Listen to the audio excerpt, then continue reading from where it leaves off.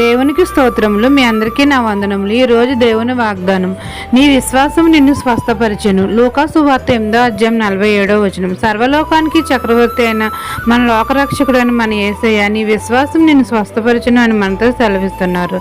మనం అందరము మన రక్షకుడైన యేసయ్య నామం నందు విశ్వాసం ఉంచాలి. ఆయన మన రోగంలను స్వస్థపరుస్తాడు. ఆయన ఎదుటి సాగిలపడి విరిగి నలిగిన హృదయంతో తండ్రిని వేడుకోవాలి. అప్పుడు మన యేసయ్య మన అందరిలా కనికరపడి మనకు స్వస్థ శీఘ్రంగా ఇస్తాడు. కళ్ళు లేని వారికి చూపును అనుగ్రహిస్తాడు. కాళ్ళు లేని వారికి కాళ్ళు దయచేస్తాడు. చెవిటి వారికి వినికిడి శక్తిని దయచేస్తాడు. మోగవారికి మాటను దయచేస్తాడు.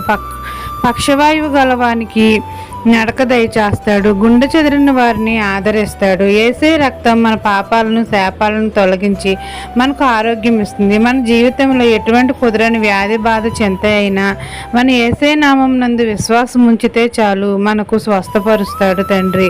మన విశ్వాసం మనల్ని స్వస్థపరుస్తుంది. మన జీవితంలో నెమ్మది కలుగజేస్తుంది, సమాధానాన్ని కలుగజేస్తుంది. ఈ దిన వాగ్దానం మీ నా జీవితంలో నెరవేరాలని కోరుకుంటూ దేవుని సువార్త పరిచర్యలో మీ సహోదరి.